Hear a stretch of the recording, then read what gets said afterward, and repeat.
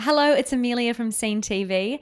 Now, I am here at Carrick Hill. It's in Adelaide and it is an absolutely spectacular, what would we call it? It's like a manor. Now, I'm about to interview the delightful and seemingly rather cheeky Richard Heathcote. There's a lot to learn, so let's get started.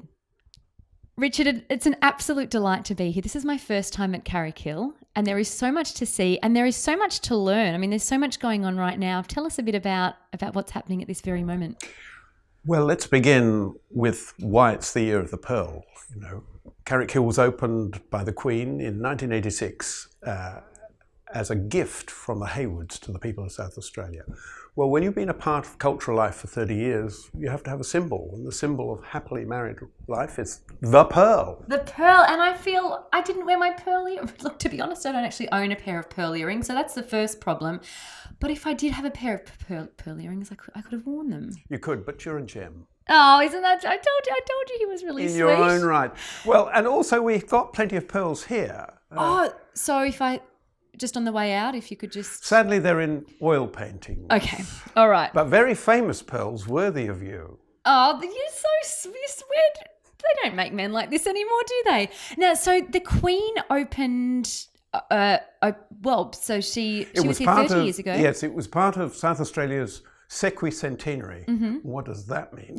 Tell me. It means 150 years. Okay. So Carrick Hill became part of the cultural life of South Australia 30 years ago. And was it in March? So is it to the actual day? To the actual day. Wow. Yeah, and the same kind of weather, stormy, pushing around. The Royal Yacht Britannia came out to bring her, and Glenelg, they couldn't get her off the yacht because it was too choppy. They had to sail around to the yacht squadron. They had to pop her in a dinghy and send her across. Look. Now were you there? Do I look old? No, exactly. Well, I'm 32 and I'm thinking you mustn't be much. You were barely born. I was butter and you're rosebud. Still young. Oh, thank you. No, I've only been here 12 years. Okay. So I've been here for 1/5 of Carrick Hill's opening. Fabulous. Now, there's an exhibition that's on. It's called Passion and Taste. I love that title, and it's on for the rest of the year. So tell us what we can find in the exhibition. It looks at how the Haywoods collected. It's called a celebration of collecting because they had, of course, money wasn't really an expense in their lives. No, evidently not.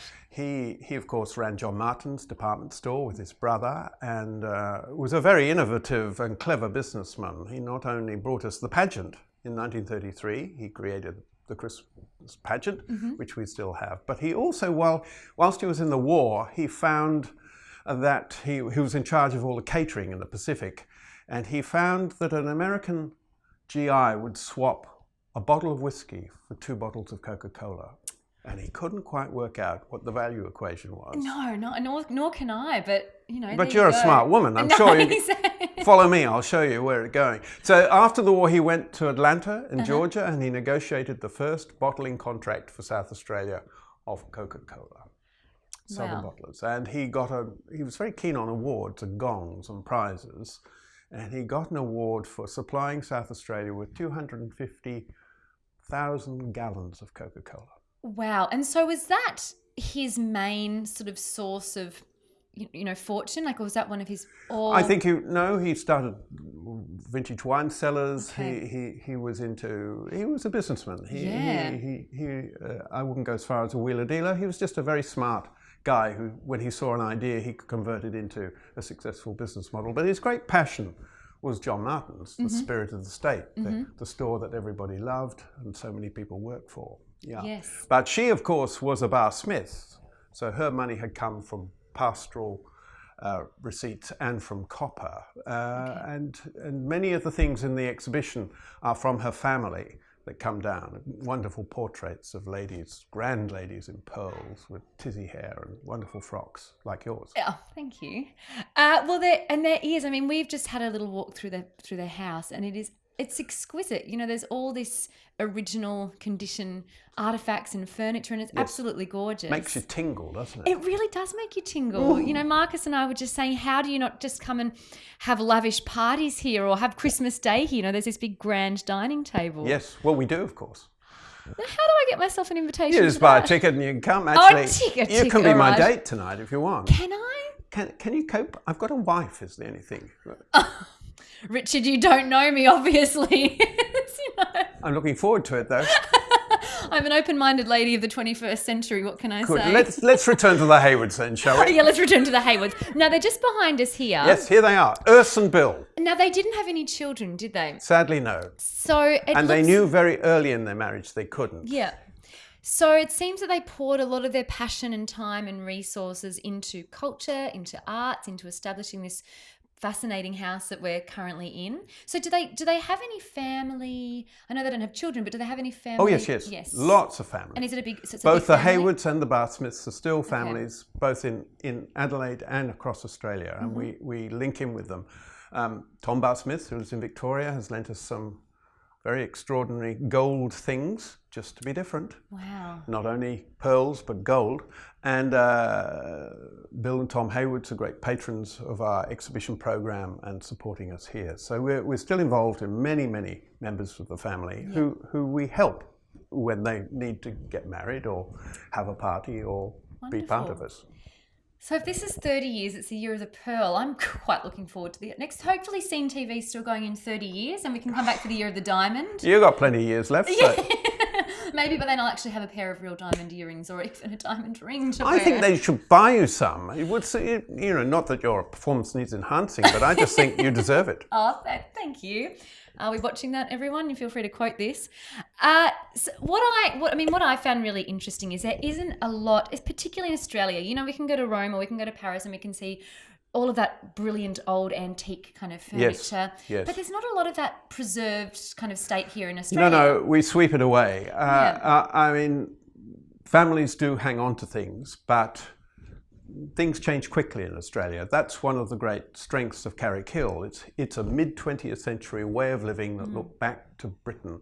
But they were Australians. They were British Australians. That's what was stamped in our passports right up to Whitlam, to the 1960s. Yes. And this tells that story. And thankfully, they gave lock, stock and barrel, 40 hectares, the house, the collection, the garden, to all of us. And it's stunning. And I can't encourage people enough to come up here and check everything out. Everything's in pristine condition. There's the bedrooms, there's the wardrobes, there's even these fabulous little jackets that presumably Ursula might have worn. Or yes. Yeah. This is a Christian Dior dress behind us. Dressed in Paris. Now look, I've got 4 days left of the Fringe. I'm kind of open to the idea of a new costume change. Look, you've raised. I noticed you wove bedrooms I can't go there. This is. I'm a public figure. And this is a PG show, isn't it? And now you want to climb into a frock. That's what I'm hearing.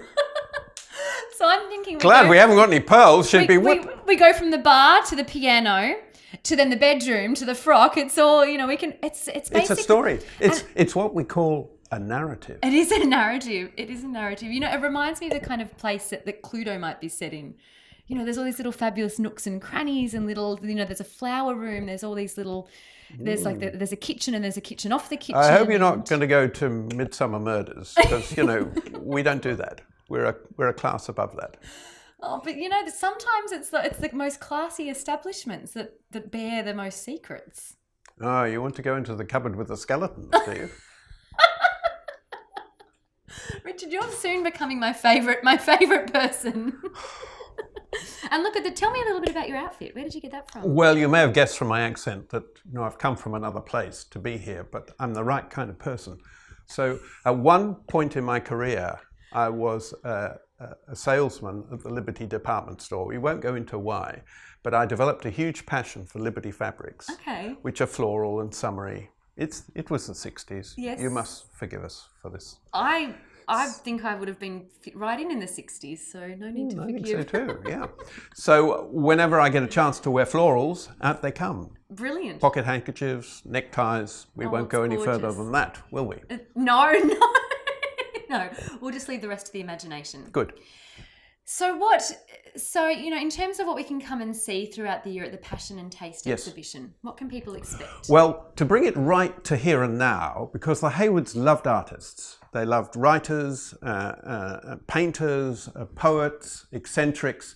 So we've invited 6 contemporary artists and artist designers to make things that respond to the collection here. So Nick Mount with glass, Jeff Mincham and Stephen Bowers with ceramics, We've got Lady von Berlo making some very unusual tassels that might have tied the curtains back out of patent leather with pearls.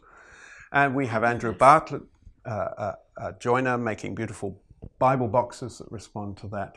And we have Chris Orchard, who's a very clever artist, working with his wonderful large-scale drawings that bounce off what the collection is about. And this means that if you know Carrick Hill well, or you've never been here, you'll go into a room, you think, well, that's a standout object. What's that doing here? It doesn't seem to fit.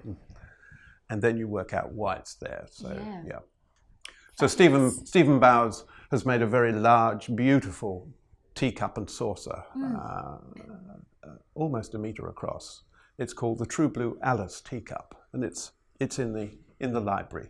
And it sits there because afternoon tea and other stronger drinks were taken there. And it just goes bang, and you think, of course, this is the room where they drank. Absolutely, yeah. And drank. And drank. And so the exhibition's on for the rest of the year? It's until May. Until June. Until June. And then we change. In August, we have our big show of the year. This is just the warm-up. Okay, well, I think we'll have to come back in June. And so when can people visit? Tell us a bit about It's open from Wednesday through to Sunday, from 10 in the morning, last entry 4:30 to the house. And coming in the house requires a ticket price. And a pair of pearls? If you wear pearls, of course, you'll get special treatment. Whisked to the director's office. From the man himself. Yes. Whisked to the director's office. Yes. How everybody should enter a director's office. Richard, it's been an absolute pleasure talking to you. Is there anything else that you'd like to impart to our viewers before we leave? Yes, this is the best interviewer I've ever worked with. Oh, aren't you sweet? Aren't you sweet? We'll have to pop that in a quote somewhere, I think. Well, it's been an absolute pleasure. You've been an absolute delight to interview. Thank you so much. We're going to have a little mosey around the place, so I suspect you'll be joining us. And enjoy it, yes. A visual feast. It is indeed a visual feast, and we can't wait to come back and visit again in June. Terrific.